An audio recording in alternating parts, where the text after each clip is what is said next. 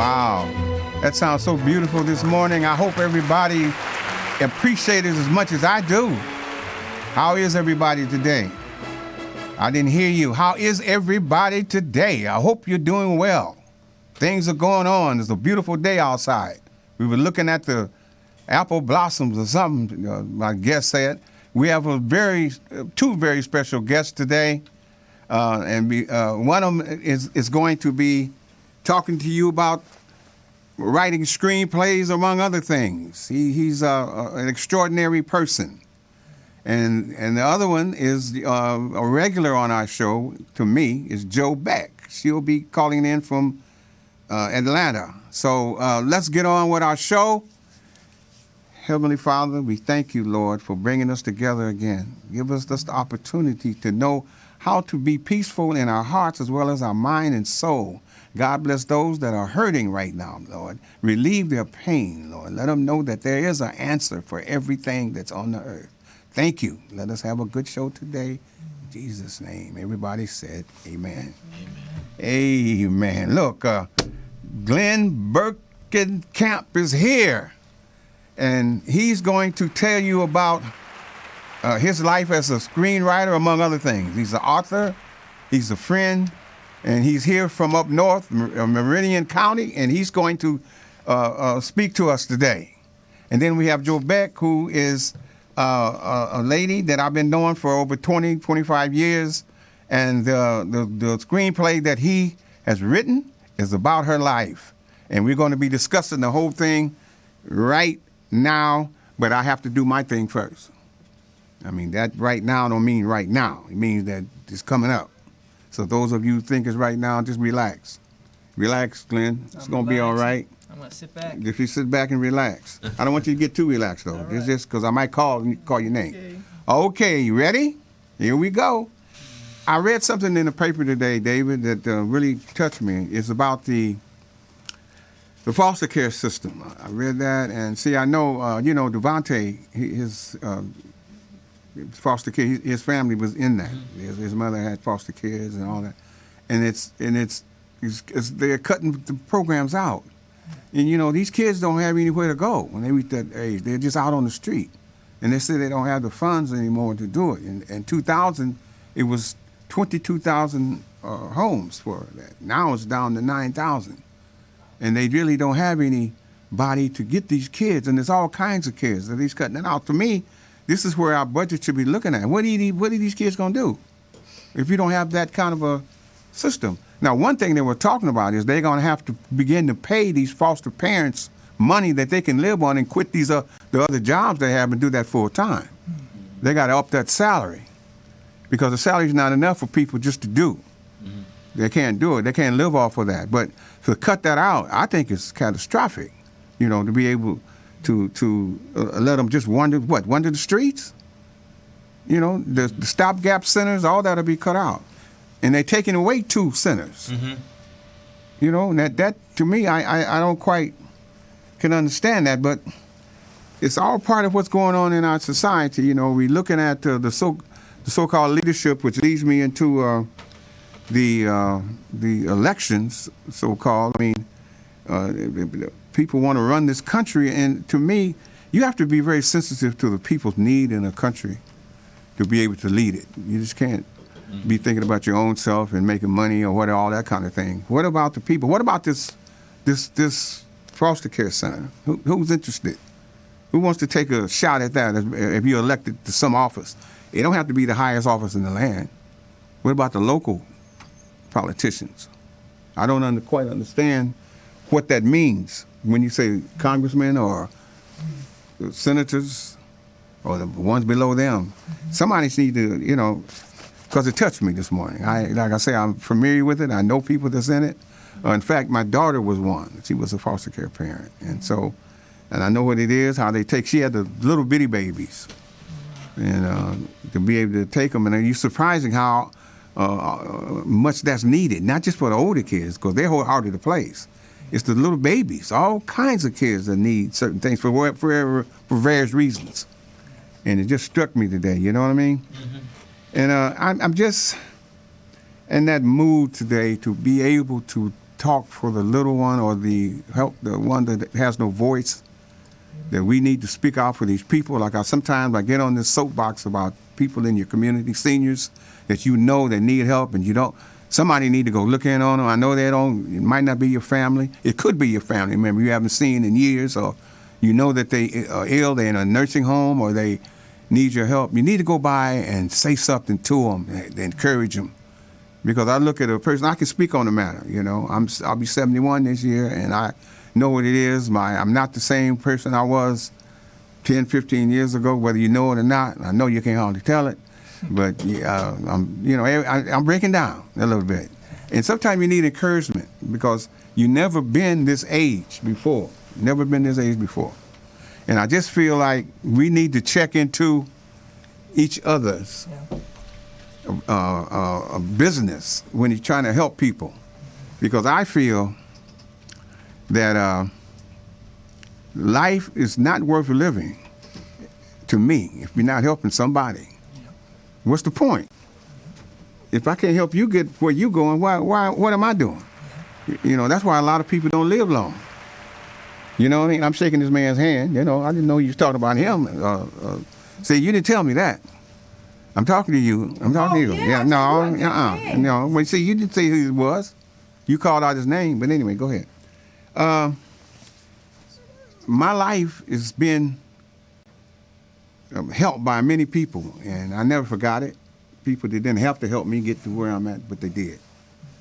And it went out of the way. And every time somebody helped, it's something that'll stay in you. You won't forget, because sometimes the world is a hard place. And if you can't reside in a place where it's peaceful and understanding, you'll get caught up in that whirlwind. You'll become angry. You'll go to your base nature all the time. You know, you have to look at what's some of the things that's good and fruitful and that you can, talk about. You know, not talk about all the negative things that we have to deal with all the time. So I guess I'm just saying with my guest today, he's written a book, and I'm not getting ahead of myself, but it's called Mastery, the Living the Highest You. We're going to talk about that briefly. What'd you say? I was saying show the camera. You just mentioned Well, okay. See, that's weird. Can you see that Mastery? Yeah, we're going to talk about this book. It says on the back, biggest letters, $12.95, but we'll see. $12.95. You need to write a book, David. How come you ain't written one? Hey, listen, I bet Ralph, what's the name? Getting a star? What about that? Ralph Lawler, yeah. Yeah. Today, getting his star on the Hollywood Walk of Fame. There's a picture of him. Okay. This Ralph Lawler, of course, is the voice of the LA Clippers, and he's getting his star at basically the corner of Hollywood Boulevard and Vine this afternoon, this morning at 11:30. And big honor, of course. Okay, now tell him the history of Ralph. Do we know Ralph? Where are you from? Well, we know he's from your hometown. Well, say it then. Of Peoria, Illinois. That's what I'm talking about. Let's talk about who else is from Peoria. Richard Pryor. Well, oh, really? Sean Livingston of the Golden State Warriors, basketball player. Okay. Peoria. Oh, yeah. Leon Right. Watkins, community activist for South Los Angeles. That's right. That's from right. Peoria, Illinois. Peoria, Illinois. And Ralph Lawler. I went back not too long ago, remember? And I had a wonderful time in my hometown. Bradley University. You know, Bradley University. I went by there 2 or 3 times when I was there. So that's a big honor. It's a big honor. Big honor. And maybe one day you'll have one. Yeah.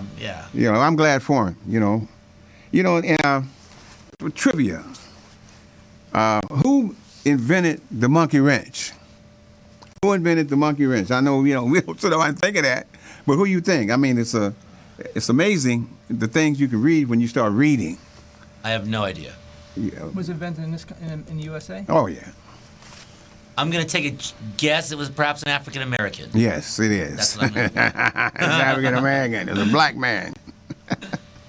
Anyway, we're not going to waste time because we got time to move along. You're perplexed. I can see smoke coming out of your ears. Well, who? It's a cliffhanger. He's going to tell us at the end. It was somebody that you would never think of. It was Jack Johnson, the fighter back in the first African American champ. Wow. Now, here's the story behind it. He was in jail. And while he was there, he began to have this idea about the wrench idea, wherever that came from. And he got it and he patented it and it became the wrench. But at the time, the white establishment could not just allow him to have that freely. See, so what they did, they put the moniker on it. Look what that monkey did. Oh. And it became the monkey wrench. Wow. I just want y'all to know that. You see what I'm saying? Wow. Isn't that interesting? That is interesting. See? That's You know, a history lesson we need a for clap today. thing here, engineer. Applause. Applause, I need that. I need it very good. See how quick that is? But that was something interesting that you read, and I'm going to try to have some of that, you know, because it fascinated me. Yeah. Not only was he a boxer, but he had this ingenuity. Smart. And see, that shows you that everybody can have that. It's not a certain amount of certain people. Yeah. We all got it. God gave us all this. We all have red blood. If anybody got green or yellow or some other color, let me know. Because you're not from this earth. We need to study you. But we all have blood that can, if I need a transfusion, anybody in this room can give it to me, I can live.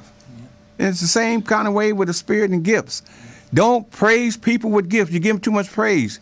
Gift is a given. It's a gift. That's why they call it gifts.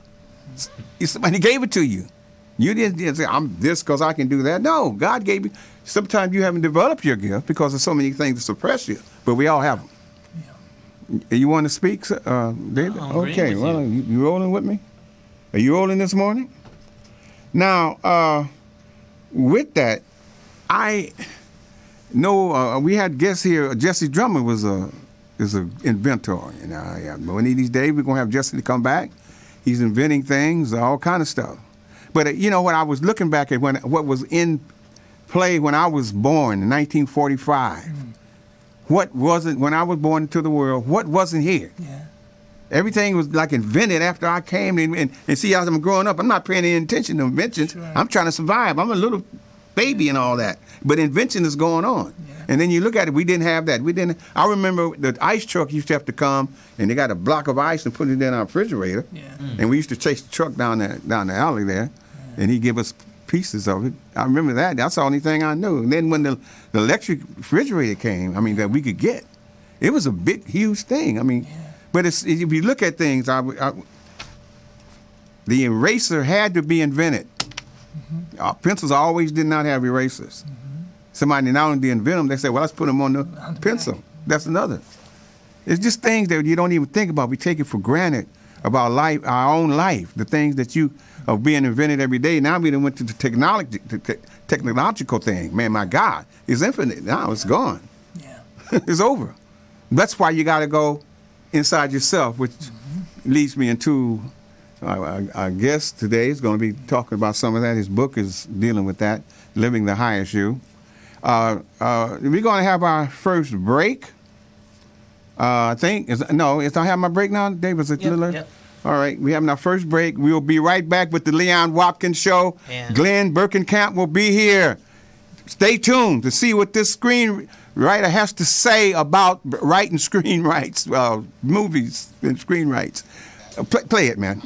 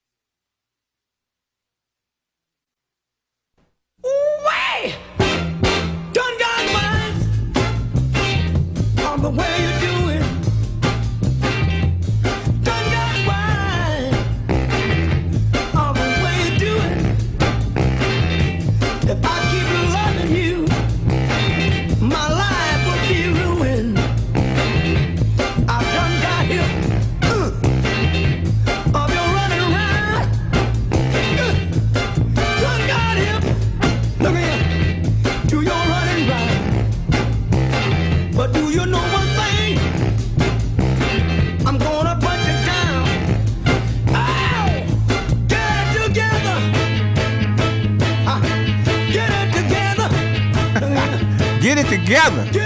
Oh, James. My music. I ain't wake you up, won't he? I ain't heard that man in years, that song. Years. All right. I want to get into my guest. I'm excited to have him here. His name is Glenn Berkenkamp. He is a screenwriter, among other things. He's going to talk to us about that and whatever else he wants to say. And without any further ado, David, we're going to welcome my man Glenn Berkenkamp from up north in Marin County. I say, why do you always correct me? I'm not correcting. It's Okay. Marin County. Oh, then you're just going to ignore it. Yeah, I'm going to ignore it. Okay, Marin County, David said. Let's go. Give me the clap again. He just took away my. Glenn, tell us about yourself. Well, first I want to say thank you, Leon, for not only having me here, but for all you've done for all these years, man. It's just, you know, the reason I'm here is because of your life's work and the thread that I'm attached to through that. And you bringing Joanne Beck into your life, and then Joanne bringing you into my life has been a real blessing and an eye-opener on many levels. I got to see things I didn't know before, learn things I didn't know before because of you, so thank you very much. Oh, man. I appreciate that. As far as me, my path on this planet is to be of service in the best way that I can. A lot of that comes through my writing, what I share through the written word. You mentioned screenwriting. That's been a passion of mine for many years. I fell in love with screenwriting because I saw the power it had to affect change in the world. That people, no matter where you go, you put them in front of a movie screen and they're transported. They're taken somewhere. They're taken somewhere in their mind, in their hearts, in their soul. And so for me, that was the magic entryway into something. I said, I got to learn how to do this. I want to learn how to write these things. And so after many years, I honed the craft and I felt I got competent at it. And many more years, I felt I got good at it. I don't want to know. Well, let me ask you something. How do you know you can write? How you can do that? Just say you can just be that. How do you know you? Well, I think this is one of the things that I had an ability to do was learn. All my life, I've been gifted with the ability to learn. So I think first and foremost, I'm a good student, right? And so I put my mind to something and I say, well, who's doing this good? Who do I look up to, and how did they do it? So I start to learn from that, and then I say, well, what is a good movie? It's a good story. Right? So if I have a good story come through me, all right, well, that's already a good movie. So what do I need to do? Put it into a good screenplay. How do I got to do that? I got to learn the structure of the screenplay. And so that was a great part of my journey, was learning the nuts and bolts of screenwriting.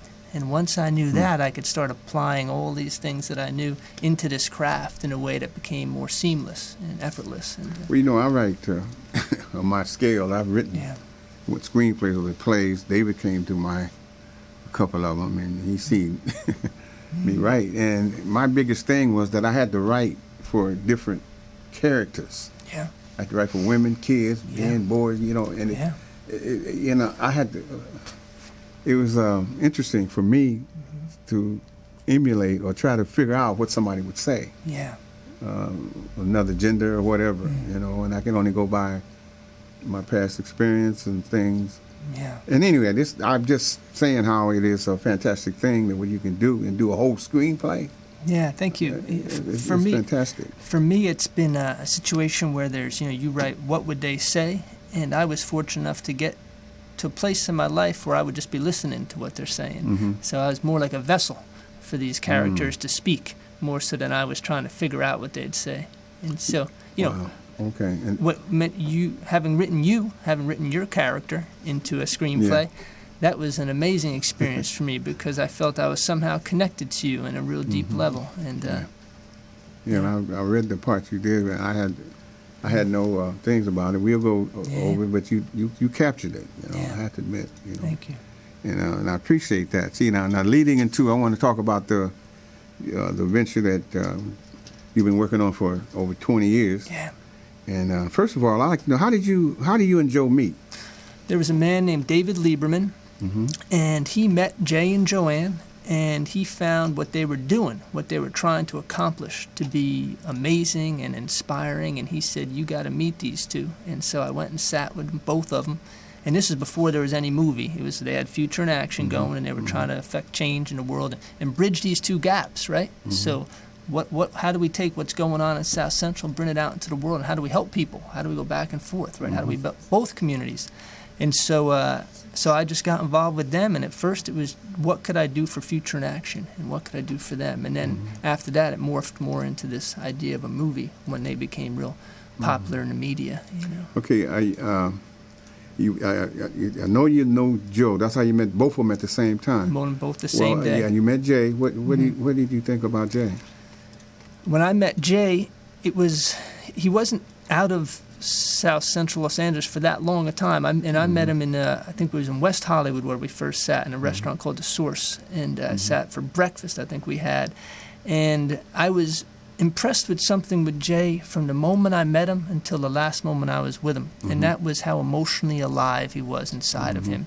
How this was a man who was so alive, right? And I when I was writing the screenplay, one thing that was so in my consciousness about it was Jay had a gift for being in his heart, right? And being able to change the world through what he knew in his heart. His struggle was getting the right words, right? Yeah. You get a lot of people that are super educated, and so, but I watched him grow and grow and grow, and it was just one of the joys of my life, seeing that man come into his own. You know? My. And so, from that, how did that come about, though? I mean, you were there, and what happened? Well, you know, Future in Action started to grow, and like I would help Joanne. I'd be doing some writing for her. We would like be sitting down. You know, what can we do? Then Angelo Adams came in. Angelo Adams was a Blood who brought. You know, Jay was a Crip, and you know, here I am. I'm a humble guy learning, right? You know, so I had a good heart at the time, and I think no one was threatened by me. I think they all realized that I was there for the greater good. And so I was doing whatever I could and learning a great deal. I mean, you know, I grew up in the suburbs in New Jersey. I trained in more of an inner city environment, but I didn't grow up in that. So all of a sudden, hearing Jay and spending time with Jay and going to the movies with Jay, I mean, we saw Menace to Society together.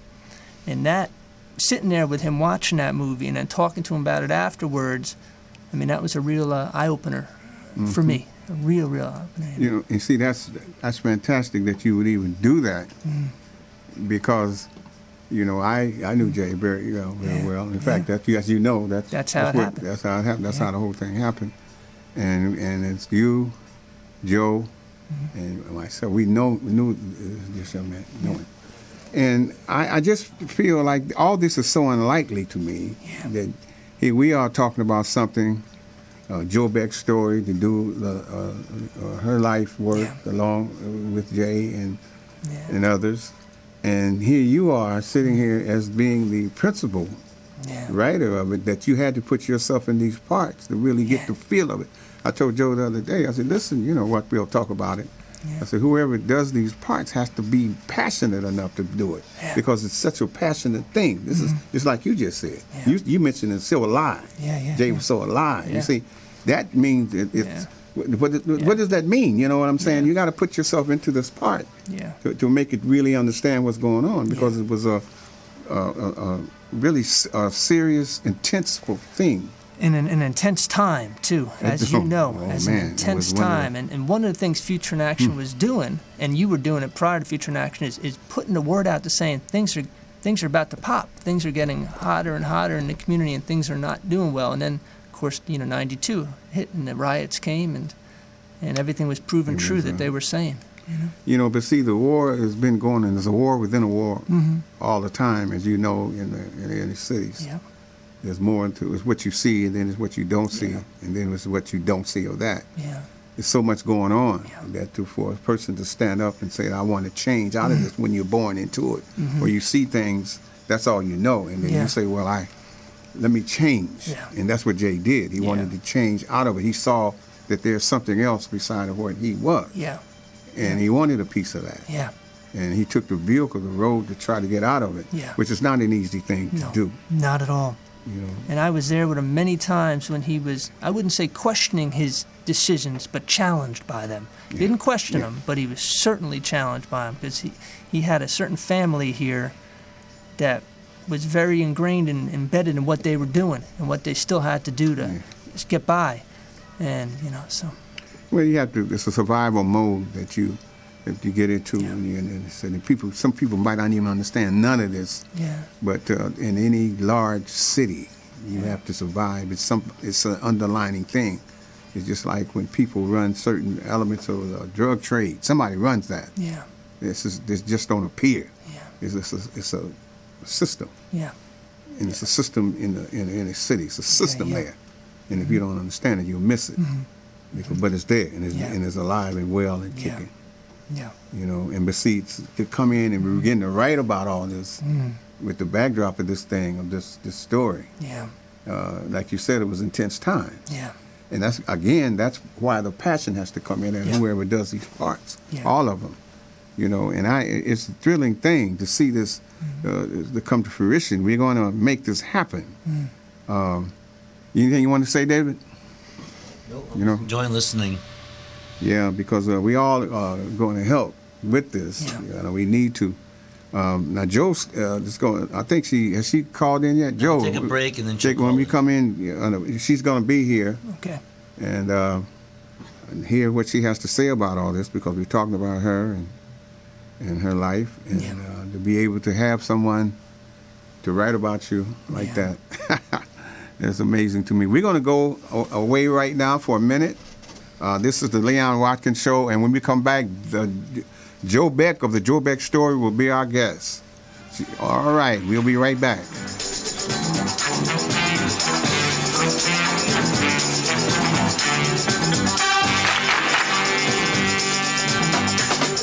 Who's the black private dick that's a sex machine to all the chicks? You're damn right.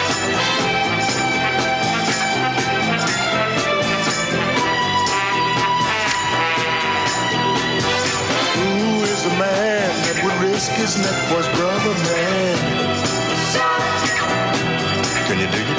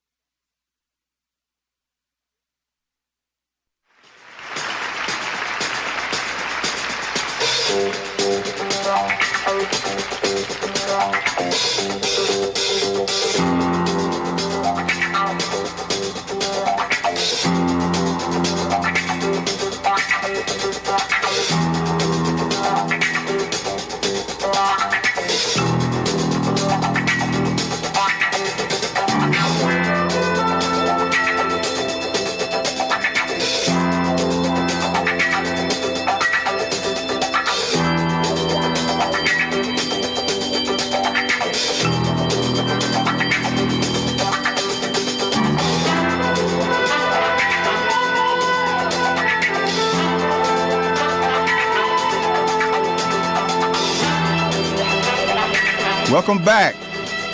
I know recognize that. Can you dig it? Yeah, as you notice, I guess you have, I'm trying to play music from the movies. This is a movie theme today. I hope you gathered that, those of you people who are listening. We're going to continue on now with my guest, Glenn Berkenkamp, screenwriter for the Joe Beck Story. Joe, are you there? I am here. That's Joe Beck, y'all. Let me hear something for Joe Beck. Give it. Yeah. Hi, everybody. All right. Hi, Joe. She said hi to everybody. Everybody open your mouth and say hi, Joe. Hello, hello. Hello, hello. Hello, hello. Thank you, David. Anyway, Joe, I'm glad to have you here. I'm sitting here with your partner, Glenn. I know you heard him, right? Yes, I feel like I'm close to everybody there, and I'm very humbled and inspired that just sitting here listening, it's unbelievable to me. It's, being talked about, it's important and it's humbling. Well, it's humbling to me because I'm sitting here with Glenn, and it's amazing how we all doing this. And I want you to tell the people a little bit about yourself. Who you are, how you were brought up, and what you're doing now. Well, I was brought up in a very conservative suburb area of Milwaukee, Wisconsin. Mm-hmm. And, through my travels and everything, I must start out by saying I knew from a young age that I was different from people around me, different from family members, and I wasn't afraid to embrace those differences. It's never been an easy road, but I always felt like I had some kind of vision or some kind of life that I wanted to live outside of what was expected of me. Okay. And there came a point in my life where I wasn't afraid to take that leap, and I was about 19 years old.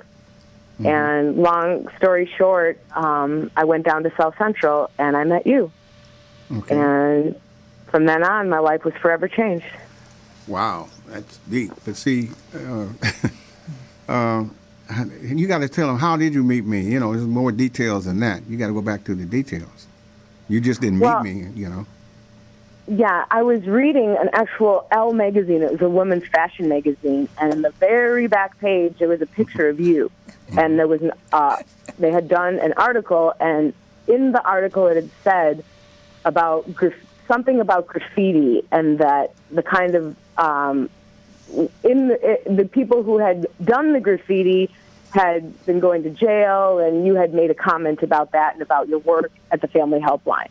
And when I read it, me and my girlfriends in high school were always graffitiing stuff and running away, and we never got in trouble. Mm-hmm. So I was reaching out to you. Basically, I wanted to say, hey, listen, our community, we do the same things, and we don't have the same consequences.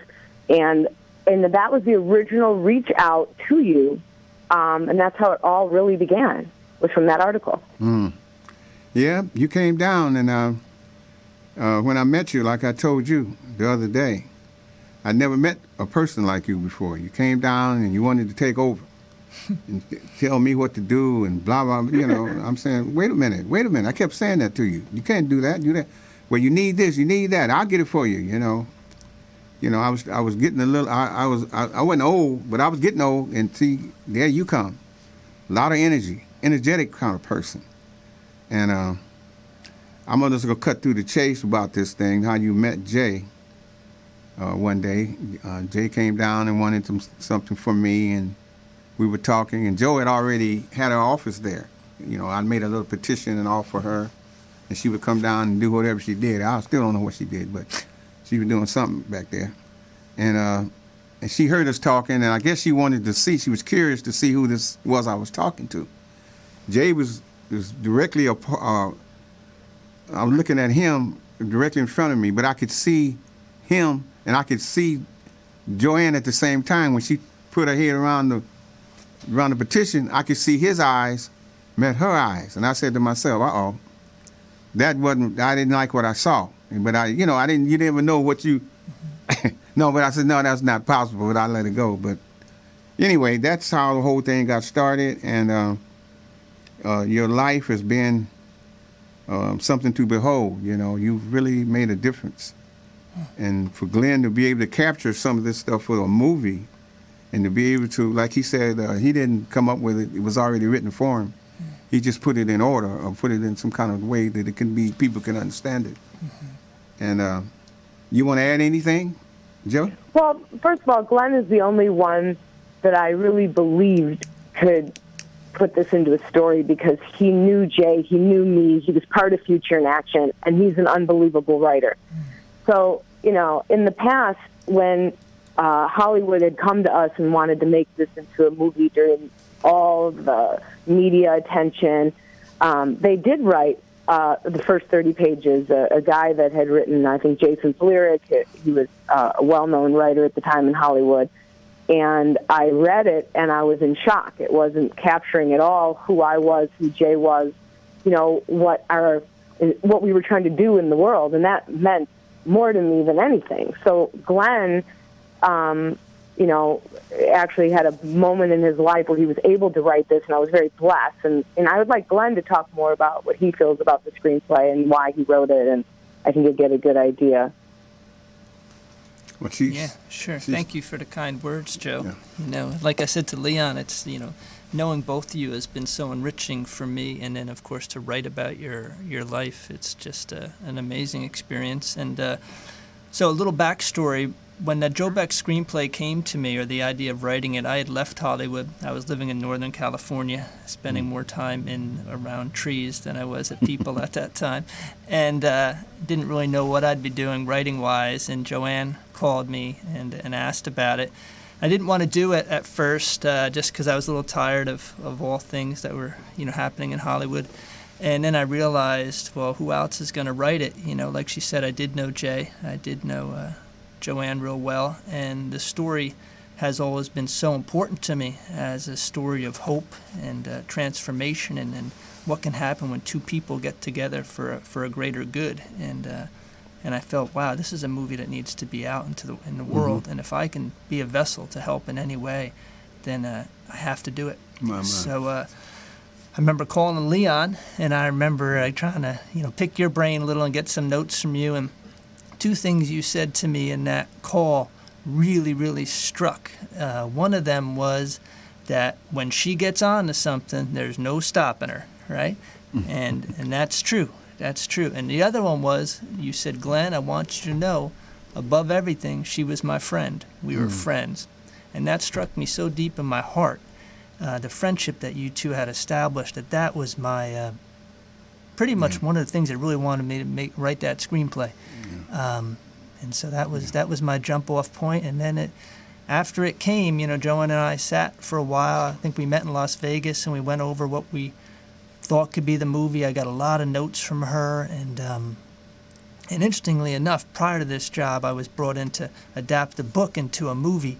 That job, that movie never got made, but during that process of looking at this book and seeing how to make it into a movie, it really helped me get into the Joe Beck story, because it showed me how to look at her whole life and start picking scenes, pulling scenes, looking at Leon, where's Jay fit. And so it really was, you know, the destiny of it all, I'd say, was perfect. The timeline of it all was perfect for me. And then the script was, it wrote itself pretty quick. It was pretty quick, pretty intense, highly energized experience. These are characters that, like I said, every one of you was living a full life, rich life. And then, of course, society was also going full speed ahead at that time. You know, we ended up having the riots in the film and whatnot. So, to me, it was an overall an amazing experience, and I said to Joanne, if this is the last script I ever write, it's a great one to go out on. You know, yeah. You know, I don't want to get too much ahead of this, but what was the significant thing? What stood out to you about the script, though, as far as when you were writing it? Well, two things. First of all, what can happen when people want to change, right? What can happen when people come into your life that can help you change? And I'm not just talking about Joanne helping Jay, because Jay was helping Joanne, and you were helping Joanne. So, you know, you opened up her eyes, and like she said earlier when she first called in, she was always different. She always felt different, right? And this is not good or bad. There's no judgment either way, but she felt different. She started to see a community down here that had certain characteristics that she really connected with, certain family, certain values that she really connected into, and then the respect she was shown was such a beautiful thing for her to receive. And so for me, it was like, I love the idea of two people from different worlds, Jay now leaving South Central, you know, and it's like Romeo and Juliet, you know, and then this grand love story, which it turns into. And it didn't start off at that. Even though you mentioned you saw the eye contact, it was a while before they got involved with that. At first, it was all about well, I knew future, all that, man. future, and I know, future in action. But so I, you know, the idea of this love story then becoming incredibly powerful, you know, and the ups and downs of it, and then of course Hollywood then courting them and, you know, wanting to make the movie of their life, and Francis Ford Coppola's company getting involved to make this movie, and, you know, just watching it happen, like watching it. So for me to then write about it all those years later and include all these things that now we know are in the past, but we put it in a movie in this order is Man, it's it was amazing. incredible. Joe, Yes, I'm here. you want to say something? No, I mean, it's been an unbelievable journey, and I feel like some people look at me and they say, it's been 20 plus years, when are you going to give this up? Or what people don't understand is that in my mind, I can never and won't give it up, because it's not about something you put on a shelf or think you've tried hard enough. It's like till every breath I have, I feel like the story needs to be told. And it's not a self-serving thing.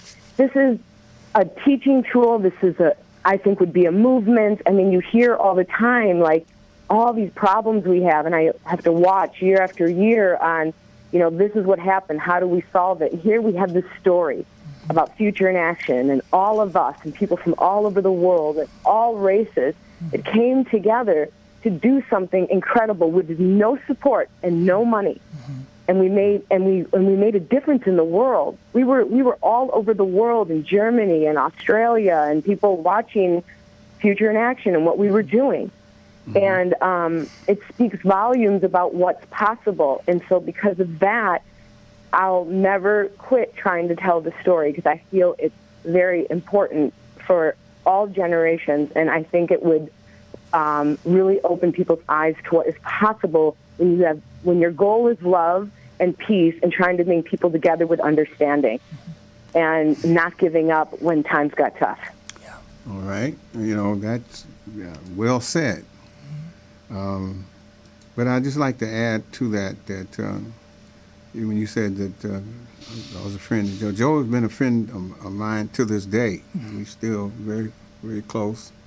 And I'm still at some of the things that she still does. She's a very remarkable person. And to be able to, if you don't really know her, you'll miss her, because she knows when to be quiet. She knows when to speak. And everybody don't have that gift. And sometimes you catch her when she's quiet, then you'll just go right over her. But the quietest she is, she's speaking the loudest to me. So you have to really know her. And to be able to go off into another world like she did, I mean, a whole nother world. We can't overlook that.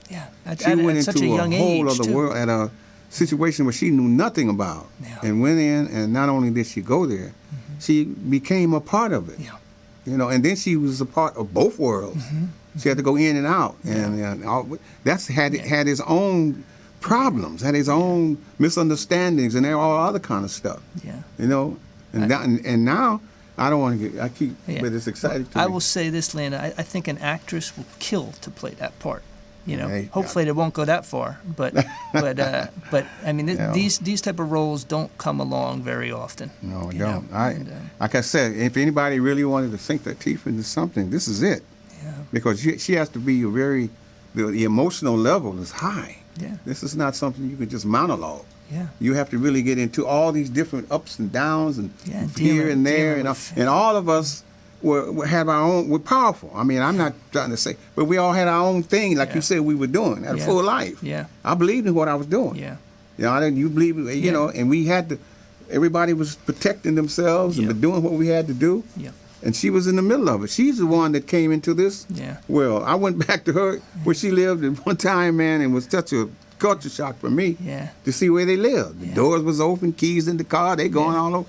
All that. I mean, I say, she going to do it. They don't even think about none of that. I mean, it's this stuff that I saw going to the country club and all that. Country club. I sit there and I was saying, oh my God, my kid, this is the way these people live? When she took me there, I couldn't believe it. I mean, and then for her to leave that and come down, to a whole nother world, it's amazing. And to be not only that, to deal with who she's dealing with. Jay was not just an ordinary person that come down there. He was one of the leaders in that situation. And people were looking up to him. He was a shot caller. And for her to get involved with this, how would that happen? You would say, how did they meet these two people? This woman was a championship swimmer. She diving off planks or whatever that is you call them. Captain of the UNLV swim team. Captains and LA Unified. No, NFLD. UNLV. I got it right, Joe. Don't worry about it. I got it. But no, to see her in that and all the other stuff that she did, and then you have to capture this with the backdrop of the whole thing. Think about that. I mean, if you wouldn't want to have a movie with that, then forget about going to see movies. The way I look at it. It's a beautiful story. It's a powerful story. And, yes, sir. And like I said before, people, the main thing they go to movies for, of course, they like movie stars, but it's the story. I mean, we've seen countless movies that have big movie stars in them that don't do well because the story isn't good.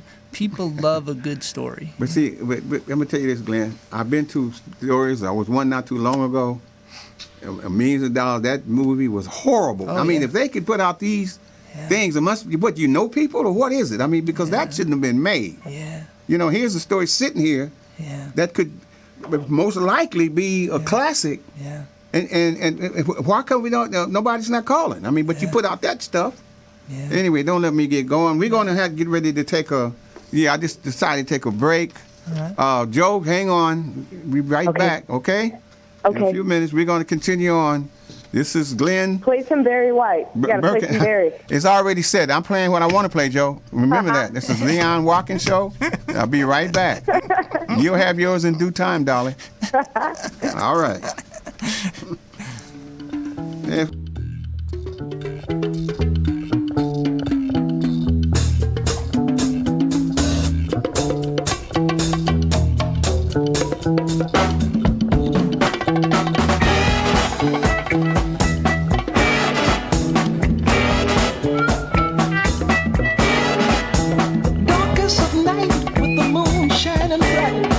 There's a set going strong, a lot of things going on.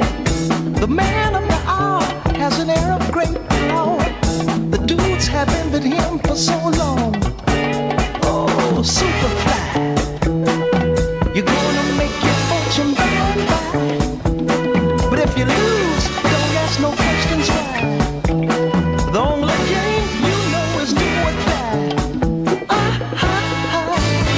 Hard to understand, but a hell of a man. This cat of the slum had a mind, wasn't dumb. But a weakness was shown, cause his hustle was wrong. His mind was his own, but the man lived alone. Ooh, Superfly, you're gonna make your fortune by and by. But if you lose, don't ask no questions why. The only game you know is do or die. The game he plays for keys. Hustling times in ghetto streets, trying to get over. That's what they're trying to do, y'all. Taking all that he can take. Yeah. I hope you like that, Joe. I mean, you know, this is what I want to hear. We're going to have Barry White at the end of the movie. I had a consensus here, and I don't like, you come here and you disrupting my show. Anyway, now they all told me, well, David said, let's do Barry White. I mean, why? Because Joe said Barry's part of the story. he could be, but won't you say something for the script? Okay. I mean, my goodness. I mean, pretty soon we might well do a radio show with him. Mm-hmm. You know what I'm saying? Take it easy. Anyway, Glenn, I think I want you to wind this up a little bit. Give us another nugget about this movie. Well, I think, one other real important aspect to make clear is that this isn't, you see a lot of stories where, you'll have a Caucasian person go into a, let's say, African American community or Asian or Latino, and they make some huge impact, and they change the situation. So Joanne isn't someone that came in and sort of transformed the world. She was transformed. So she did a lot of good. Mm-hmm. She planted a lot of seeds. She helped Jay in tremendous ways, and she did great work with you, combined with Leon, going down to City Hall meetings and all that. But she got just as much or more than she gave, and that is shown in this movie. It's not one of those, here comes the great white hope in to save the day. It's more like here comes this girl. She doesn't know why she's here. She's just following her heart and her soul's calling, and she ends up in a situation that is just amazing. And the learning that took place in her, what she had to learn, and to get respect of the people that ended up respecting her is just amazing, and inspiring, and just the story is so beautiful. Never gonna give you up. the journey that she went on and that Jay went on. Right. Like right. you said, I mean, he wasn't. He was a serious Okay. guy. Okay, we're not going to get into it. We got to wind it up. I don't want you to give out too much. Joe? Yes. Well, you heard that, right? Yes. Okay, well, you say your goodbyes, baby. It's good having you here. All right. Thank you so much I hope- for putting this out there, and I will talk to everybody soon. And thanks. Okay, now to wait a minute everyone. before you go. I want to echo in on what he just said, because a lot of people would think that's the first thing that a lot of people think, that this is the same old kind of movie and nobody wants to even. It's not. It's a different kind, No. or I wouldn't be involved in it. I don't want to see I'm that. not going to go back and see the No. nonsense, Yeah. Somebody come in, they fly in with a cape on and can change everything and leave. It don't work that way. You have to get involved with it, and that's why a lot of people don't want to do it the way you did it. Yep. Because it takes time, effort. You have to give your life. You have to be willing to lose your life, like everybody is. And you did that. So I appreciate you. Thank you. Thank you.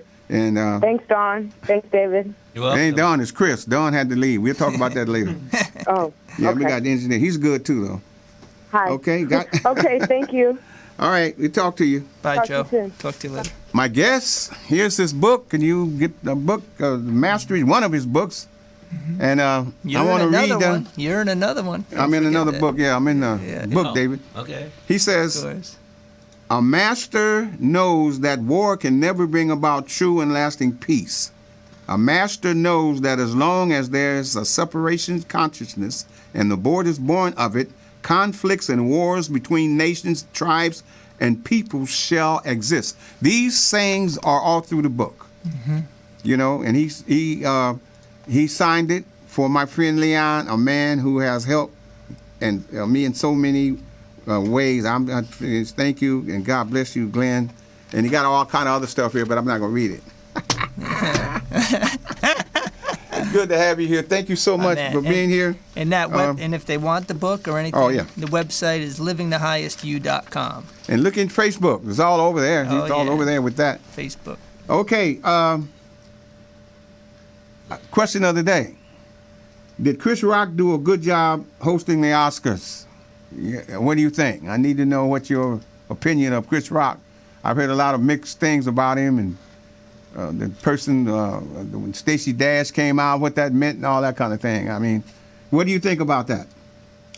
Okay, I'd like to thank you for tuning in to the Leon Watkins Show, David. We got A few more minutes. oh yeah, I'm just saying, I want to make sure I get everything in. Well, what about the question from last week? You had asked Okay. if you thought sagging should be illegal. That was Yeah, I mean, I put it out there. I Yeah. mean, well, do you? What do you think? What do you think, Glenn? What is that? What- Sagging, your pants sagging down below your Be knees. illegal. Who's going to enforce it? Well, The that's mothers? The grandmother? Well, the point is, I guess, it should come from there. I mean, it should come from the house. You couldn't, Yeah. you couldn't come in I couldn't go in my grandmother's house with my pants down like that. There's no way. No way. I wouldn't try to do that, get away with it. No. But now they got them down on their ankles. I mean, what is that? In fact, they should just get little bitty pants. That way you ain't got to sag. Just put a little bit clothes on and they don't fit. If you're my size, get a first greatest pant. Squeeze it because it ain't gonna go no more on my knee, and you can walk around with it. I mean, that's the way it looks. I mean, this is. It doesn't make it. You can say that's a style, but it's a certain thing where it becomes immoral. I mean, like I said, I don't want to be sitting at the restaurant and then you walk around with your behind hanging out. I mean, that's be around my food. What is this? Yeah. I mean, you can't. Don't you have any? Anyway, Really? I guess they say I'm too old to understand. Am I that old? No. I see Christian walking here with his pants down on his ankles. If he did, he'd have to turn around. And I ain't talking about the seam either. But it's just a thing that they'll put that out there. Everybody got their own opinion. I'd just like to know what yours would be. Did Chris Rock do a good job? That's the next one, hosting the Oscars. Go ahead. Tell people about your Facebook page. You tell them. I told you that's your position. Tell them, because you did it. The Facebook page, The Leon Watkins Show, where they can see past shows, link to past shows. They can find out about what you talked about, and also find out what you're going to be talking about on future shows. Wow, you hear And that? They can like it. They can share it with their friends. They can start spreading the word so that the rest of the country, and why not the world, can know about your show. My. Did you hear that? Did y'all hear that? I like that. He made it very plain. In fact, every week, that's what you do. But you also need to promote it.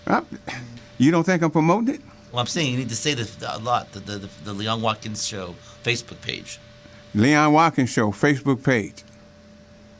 Leon Watkins Show Facebook page. There you go. The Facebook page of Leon Watkins. Yes.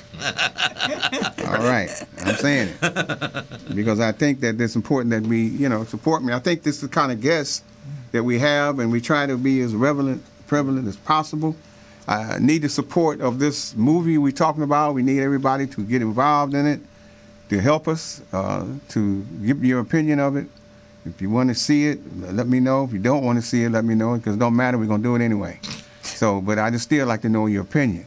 Been at it too long. Let's stop now. I think it should be told, and we're going to tell it. All right. We're going to try and get me my music. With God behind you and his arms beneath you, you can face whatever lies ahead of you. With God behind you and his arms beneath you, you can face whatever lies ahead of you. That, to me, is the way you have to live your life. And it's something similar to my man's Mastery, his book. It's got those type things in it. If you want to be uplifted, you should read this. It's a good read. You can read it all day long. Because, you look at it. It just sings, and a master takes no more than he needs. That's saying a lot.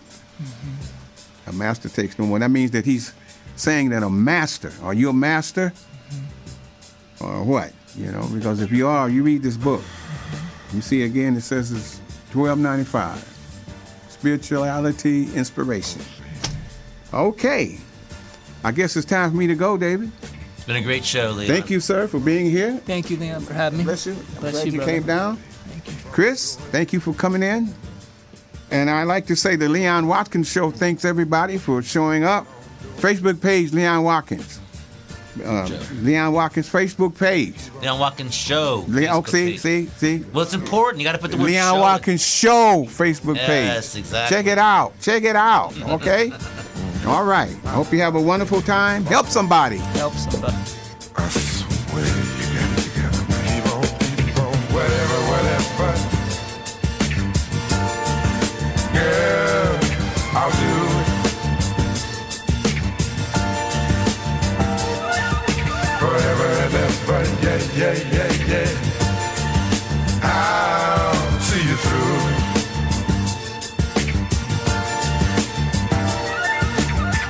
I've got to keep you pleased in every way I can.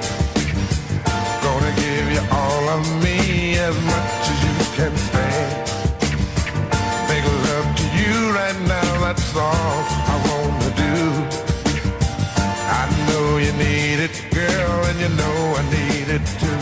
'Cause I found what the world is searching for. Here, right here, my dear. I don't have to look no